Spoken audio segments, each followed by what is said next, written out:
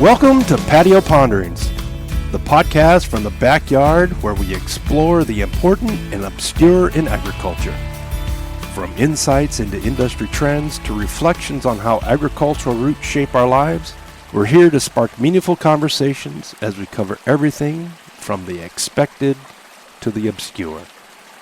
I'm your host, Jim Smith, inviting you to join me as we pull up a chair, take a moment to reflect, and dive into the stories, challenges, and innovations that connect us all to the land.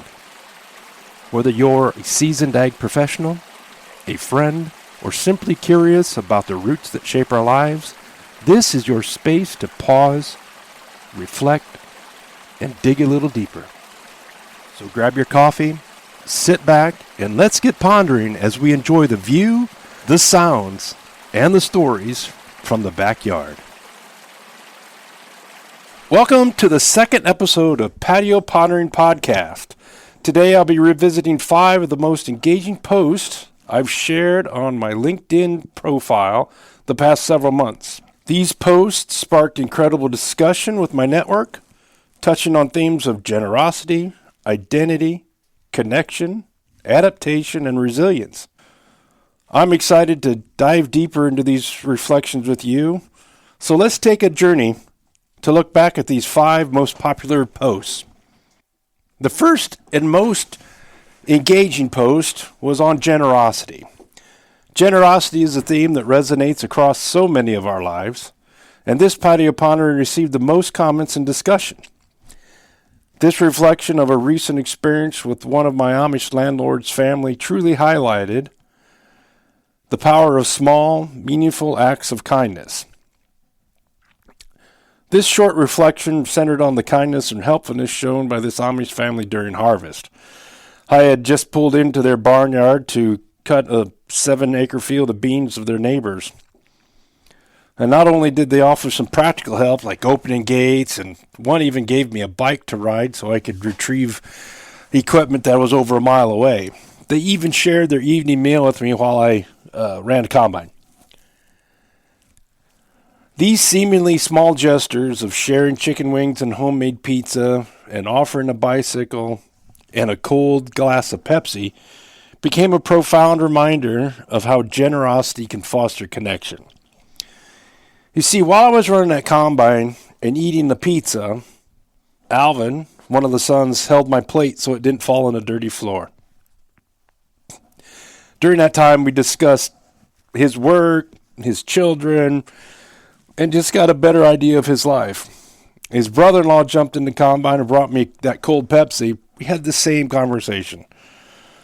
He shared with me that he'd been working for the same concrete company for the past 30 years. And he shared the work he was doing, how he enjoyed working with his boss. He talked with me about the current work that they were doing on building concrete slabs for houses. He talked about his children. I wished we would have had more time in that combine to learn more about him. So that those simple acts of generosity foster that connection.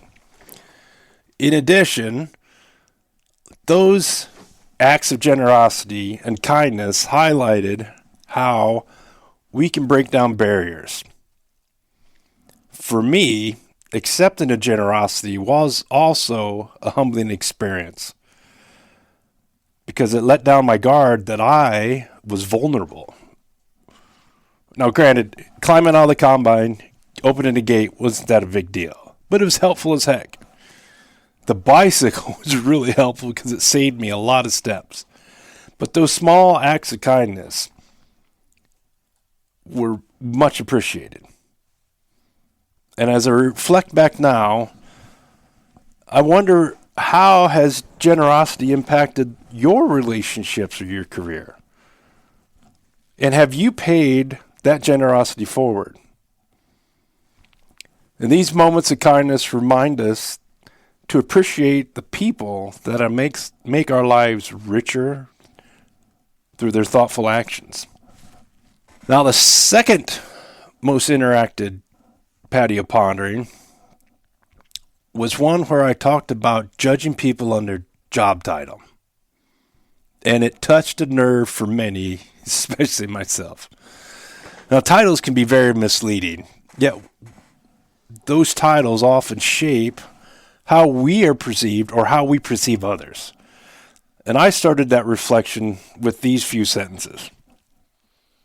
There is so much we miss about people when we judge them only by the job they have. A friend of mine once said, I am me, I just happen to be a swine nutritionist. That statement really hit home with me. Too often, we pigeonhole people into their professions, and in doing so, miss all the things that make them more than what we see. Titles often create unnecessary boundaries between people. Now imagine if you're at a cocktail party and you're all dressed in similar clothing and you start talking with somebody or somebody's introduced to you.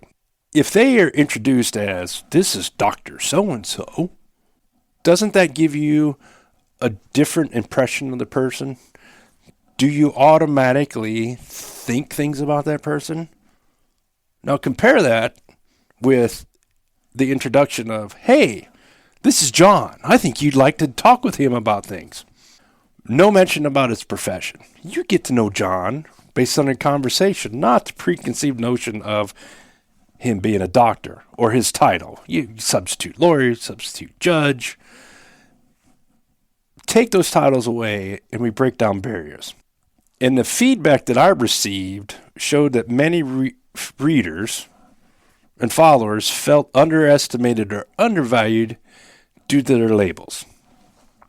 And this pondering reminded me to see beyond those titles in our own lives and appreciate the full potential of people I work and encounter.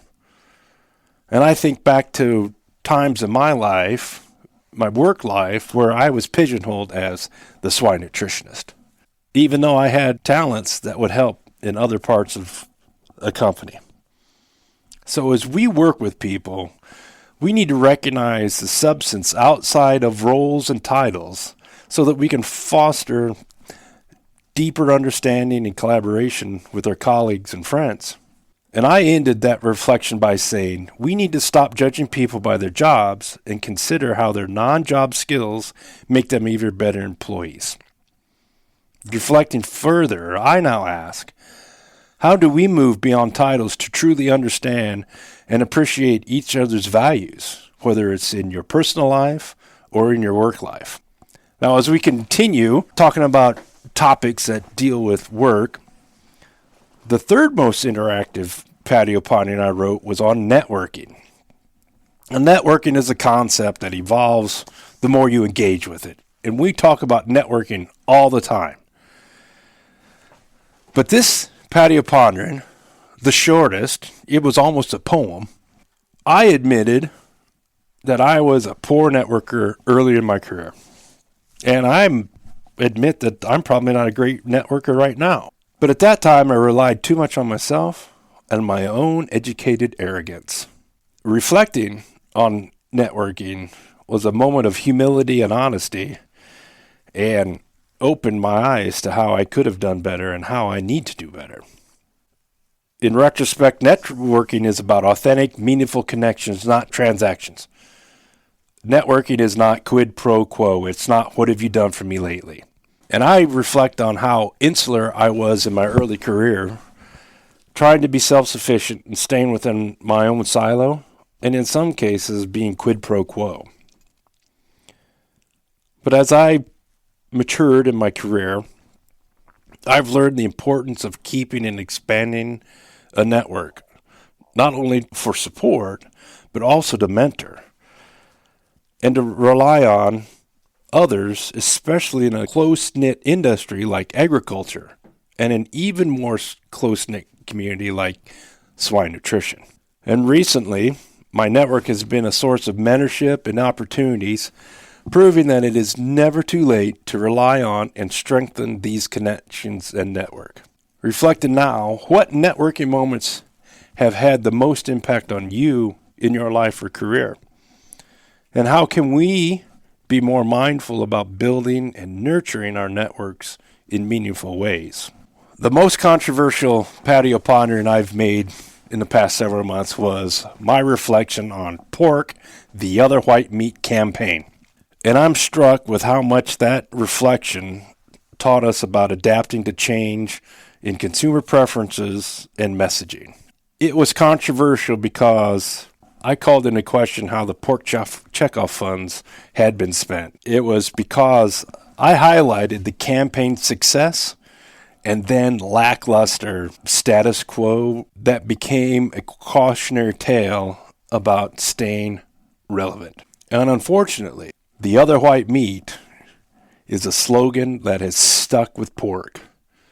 And that campaign has been out of the media marketplace for almost a decade, maybe more than a decade.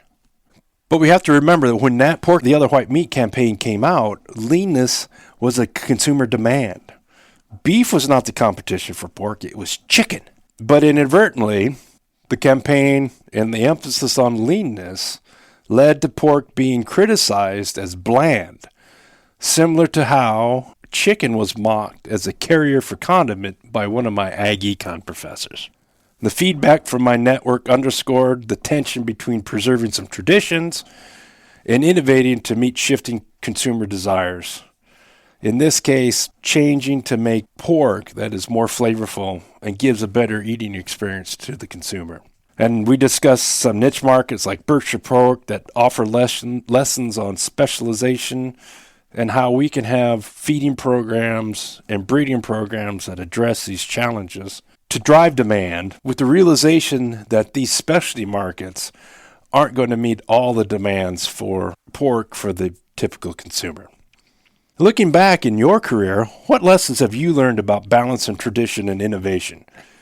And how can industries, particularly agriculture, adapt to consumer demands while preserving their core values? I think those are serious questions that we all need to ask as we're interacting with consumers, designing marketing campaigns, or designing new products to meet an ever-evolving consumer demand.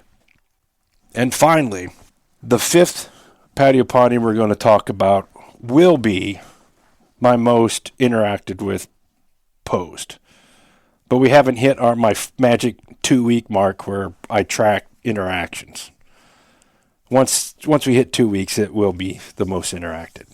And it was my 100-day reflection that was deeply personal, and it sparked a lot of profound messages and interactions.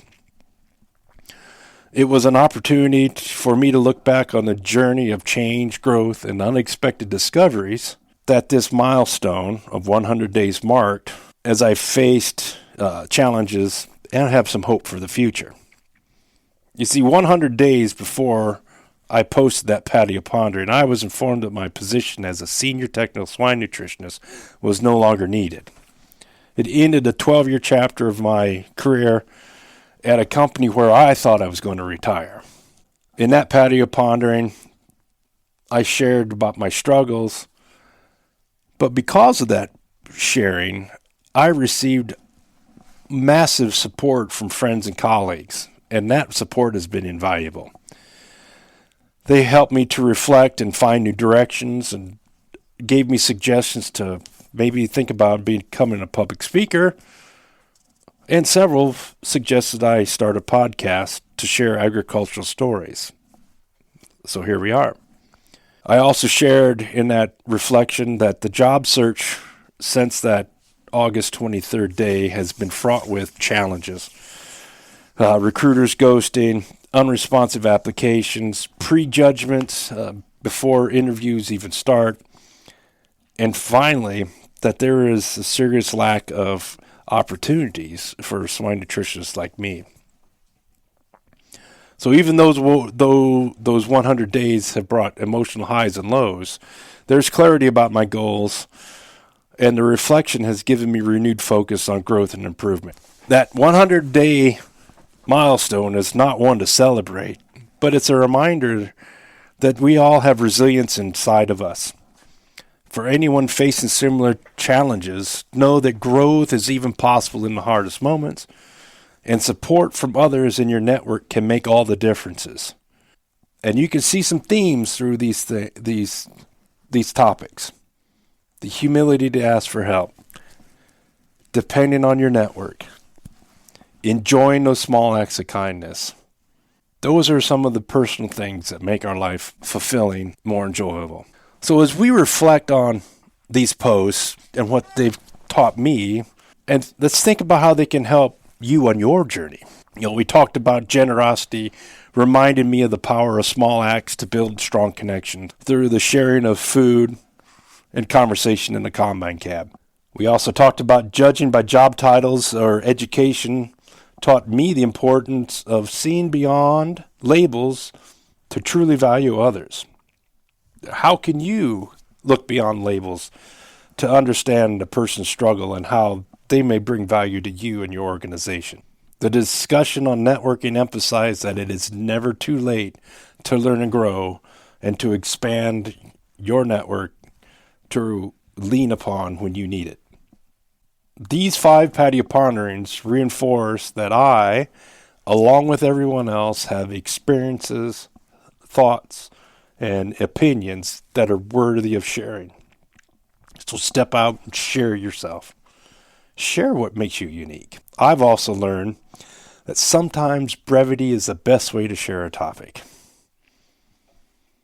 Some of my most thoughtful patio ponderings that took the most time, the most editing, and I thought shared the most, had the least interaction. And one of the shortest one had some of the most interaction. And finally, I've discovered through this journey of sharing patio ponderings over the last 3 months that being open with my thoughts, opinions, and flaws so publicly, while being cathartic, is also terrifying. My patio pondering journey continues. The self-reflection goes on. I will continue to share, discuss, and opine, both in my blog posts and here on the Patio Pondering podcast. So as we end today's podcast, I'd love to hear how these themes in these 5 patio ponderings resonate with you. Share with us your thoughts, your comments, and how you might include these topics in your life. You can reach out to me directly, or you can share in the comments. Thanks for tuning in to this episode of Patio Pondering. We hope you enjoyed exploring both the expected and obscure corners of agriculture with us. Don't forget to subscribe, rate, and review the podcast on your favorite platform. We'd love to hear your thoughts and suggestions. Connect with us anytime at jim@patiopondering.com. Until next time, keep growing, exploring, and cultivating.